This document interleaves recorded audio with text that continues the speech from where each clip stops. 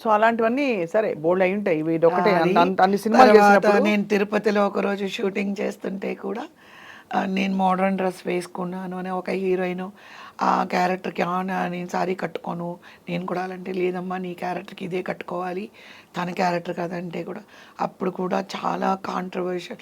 నాకేమో తెలీదు, డైరెక్టర్ ఏ డ్రెస్ ఇస్తే ఆ చేస్తే అది వేసుకొని వెళ్ళిపోతాను నేను. నాకు పక్క వాళ్ళు ఎవరు ఏం వేసుకున్నారో నా లైఫ్లో నేను ఎప్పుడూ అడగలేదు. See my guru is my director. What my guru designs the costumes అంటే unless until it is not obvious, అంటే అప్ సీన్గా ఉంటే ఆబ్వియస్లీ నేనేం మాట్లాడను. నేను ఎప్పుడు డైరెక్టర్స్తో మాట్లాడలేదు, నేను ఇది వేసుకోను అది వేసుకోను ఇదేంటి అదే, everything spoken by my mother. Right. అమ్మ చెప్తారు మీరు ఇలా ఉండకూడదు.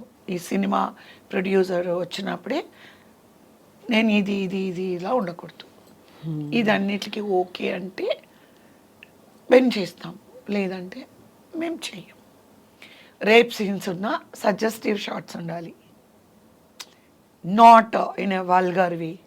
అలా కనుక్కుంటే మేము చెయ్యం. ఇలాంటివి నేను లైఫ్లో నేను ఎప్పుడూ డైరెక్టర్స్తో నేను మాట్లాడలేదు. హీరోయిన్గా ఉన్నప్పుడు నాకు అసలు ఏమీ తెలీదు. అమ్ముంటారు కవి ఈ డ్రెస్, ఇవాళ ఈ కూరగాయలు అమ్ముకునేది, ఇవాళ నువ్వు రాణి గెటప్, లేదా ఇవాళ స్టూడెంటు, ఇవాళ రాణి రుద్రమ్మదేవి గెటప్, ఏం అమ్మని కూర్చుంటాను, వాళ్ళు రెడీ చేస్తారు, వెళ్తాను చేస్తాను అంతే. చాలా డెడికేటెడ్గా మీ ప్రొఫెషన్ మీరు లాక్కొస్తూ ఉన్న టైంలో మీ వివాహం ఎలా అయింది కవిత గారు? మా బ్రదరు చనిపోవడంతో మా whole family became upside down. నాకు 16.5 ఉంటుంది, వాడికి 15 ఇయర్స్.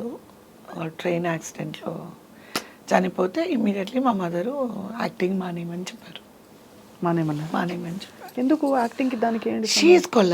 She collapsed. అమ్మ నేను నిన్ను ఎవరితో పంపించను, the field is not really good, నువ్వు పిచ్చిదానివి, నీకేమీ తెలీదు, నీకు మాట్లాడడమే తెలీదు, ఏది ఎలాగో తెలీదు, నువ్వు ఒక్కదానివే వెళ్ళాలి, నిన్ను నేను పంపించను ఒక్కదాన్ని, నేను రాలేను. నాకు షీ వాజ్ కొలాప్స్. యాక్చువల్లీ అందరము కొలాప్స్ అయ్యాం. Only one brother and 3 sisters. Very disaster యాక్సిడెంట్లో చనిపోవడం అనేది, నేను కూడా అప్పటి వరకు ఉన్నది ఫాస్ట్గా వెళ్ళే బండి, ఎడ్ల బండికి కాలు విరిగిపోతే కుంటుకుంటూ వెళ్తుంది కదా, ఆ ప్రాసెస్లో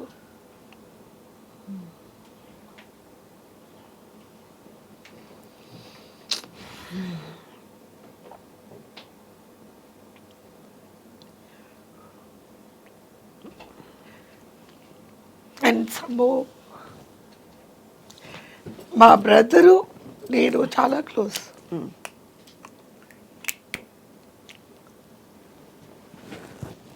ఎక్కడో ఒక చోట మనకి తెలియకుండా బ్రేక్స్ పడుతూ ఉంటాయి, బ్రేక్స్ పడతాయి.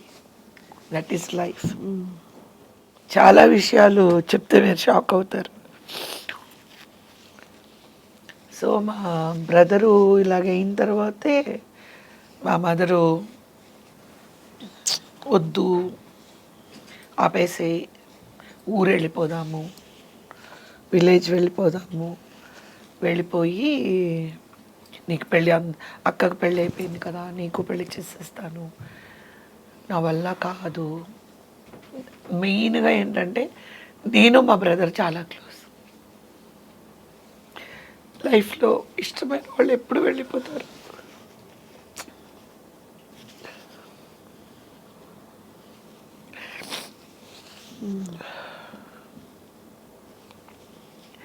అందుకనే ఎవరిని ఎక్కువ ప్రేమించకూడదు, ఇష్టపడకూడదు. ఒప్పుకుంటా. అది వెరీ పెయిన్ఫుల్. సో చాలా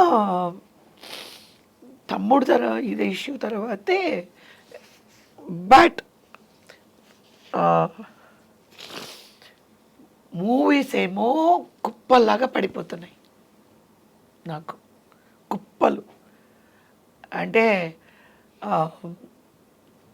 మీకు సంవత్సరానికి 5 సినిమాలు అంటే నాకు 15 నుంచి 20కి వచ్చేసాయి. ఎక్కడ చేయాలి చెప్పండి? ఒక రోజు 3 షిఫ్ట్లు, హీరోయిన్.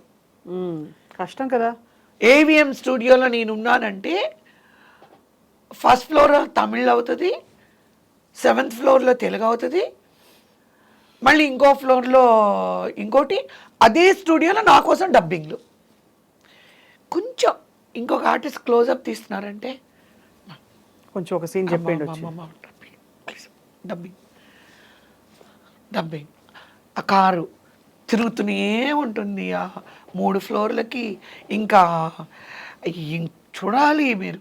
అక్కడికి వెళ్ళామంటే రమణ అక్కడ బయటకు వచ్చేటప్పటికే అదిలాగే ఇదిలాగేసి ఫటాఫట ఫటాఫట డ్రెస్ చేంజ్లు అంత fast fast fast fast fast చేసి వెళ్ళిపోయేదాన్ని.